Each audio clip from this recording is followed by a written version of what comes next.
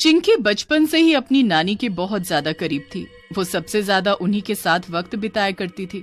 माँ, इसे हम कुछ दिनों के लिए तुम्हारे पास छोड़कर जा रहे हैं। चिंकी, नानी माँ को परेशान मत करना, ठीक है? ठीक है माँ, मैं नानी माँ के पास अच्छे से रहूंगी। अरे तुम दोनों इसकी चिंता मत करो, ये मेरे साथ बहुत खुश रहती है।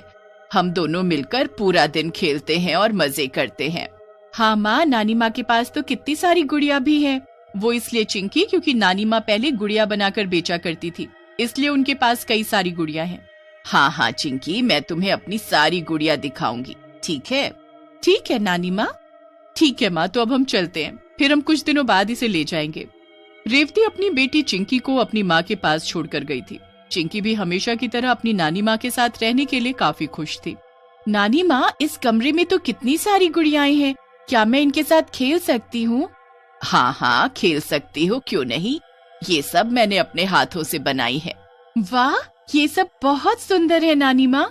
नानी माँ, वो वाली गुड़िया जो उस ऊपर वाली कांच के संदूक में पड़ी है, वो मैं ले लूं?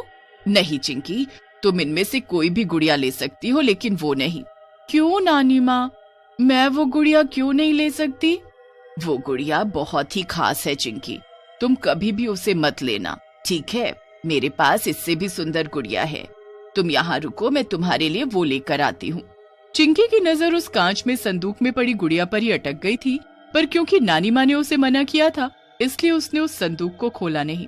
नानी माँ, वो संदूक वाली गुड़िया में ऐसा तो क्या खास है? चिंकी, वो गुड़िया बहुत खास है, इतनी खास कि कोई भी उसे नहीं छू सकता, और अगर किसी ने उसे छू लिया तो वो गुड़िया नाराज हो जाती है। फिर उसे मनाते कैसे है नानी माँ? फिर वो तभी मानती है जब उसकी पसंदीदा ड्रेस उसको पहनाई जाती है। अच्छा, मुझे भी जब मेरी पसंद की ड्रेस मिलती है तो मैं खुश हो जाती हूँ नानी माँ।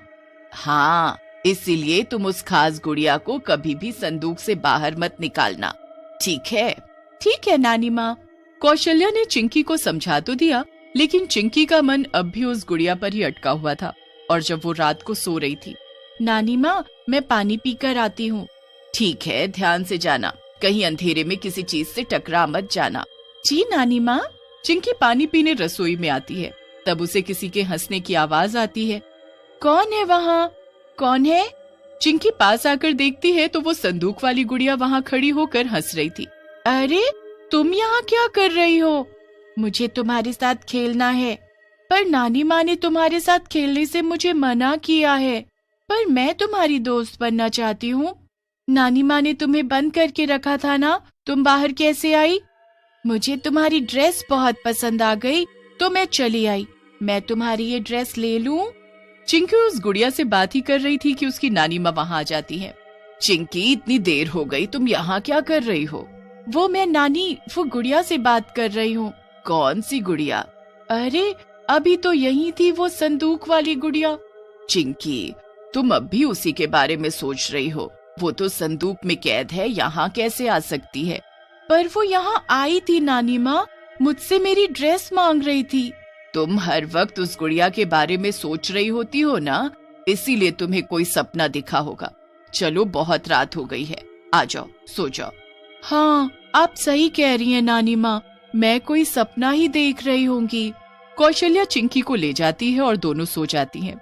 उसके बाद से चिंकी को कभी भी वो गुड़िया नहीं दिखी। शायद ये चिंकी का सपना ही था, क्योंकि वो उसे पाना चाहती थी। कुछ दिनों बाद चिंकी के माता पिता उसे अपने साथ ले जाते हैं। चिंकी, नानी माँ का फोन है, लो बात कर लो। नानी माँ, कैसी हैं आप? अब तो इतनी बड़ी हो गई है कि नानी माँ के लिए तेरे पास वक्त ही नहीं है। ऐसी कोई बात नहीं है नानी माँ, अब जब कॉलेज खत्म हो जाएंगे तो मैं आपके पास रहने आ जाऊंगी। मैं तेरा इंतजार करूंगी। चिंकी को नहीं पता था कि वो एक आखिरी बार अपनी नानी से बात कर रही थी। कुछ दिनों बाद चिंकी की नानी की मौत हो जाती है और चिंकी अपने माता पिता के साथ अपनी नानी के घर आती है। माँ, अगर मुझे पता होता तो मैं पहले ही नानी माँ के पास रहने चली आती। अब होनी को कौन टाल सकता है, इसीलिए तो हमने फैसला किया है कि हम कुछ दिन यहाँ रहकर माँ का ये। माँ, हम कुछ दिन यहाँ रह सकते हैं, यहाँ नानी माँ की बहुत सारी यादें जुड़ी हुई हैं। हाँ, जब तक कोई ये घर खरीद नहीं लेता तब तक हम यहाँ रुकेंगे। चिंकी अपनी नानी माँ के साथ बिताई यादों को ताजा करते हुए उनकी चीजों को देख रही थी। जहाँ उसे नानी माँ के कमरे में कांच के संदूक में रखी हुई वो गुड़िया दिखती है। अच्छा, तो तुम अभी तक यही हो? कैसी हो तुम? तुम्हें पता है मैं बचपन में तुम्हारे सपने देखा करती थी कि तुम मुझसे दोस्ती करने आई हो मेरे पास। कितनी पागल थी मैं। चिंकी, चलो खाना खा लो। हाँ माँ आई, चलो तुम यहाँ आराम करो, मैं चली। चिंकी जैसे ही पीछे मुड़ती है जाने के लिए तो कोई उसे पीछे से आवाज देता है, चिंकी। ये किसकी आवाज थी? कहीं मेरे कान तो नहीं बज रहे? चिंकी, कहाँ हो तुम? हाँ माँ, आ रही हूँ बस। चिंकी आगे बढ़ने ही वाली होती है कि कोई उसे पीछे से धक्का देकर गिरा देता है। यहाँ तो कोई नहीं, फिर मुझे धक्का किसने दिया? शायद मैं ही जल्दी जल्दी में गिर गई होंगी। चिंकी के साथ जो हो रहा था वो उसे नजरअंदाज कर रही थी, लेकिन उस रात उसके साथ वो हुआ जो उसने कभी सपने में भी नहीं सोचा था।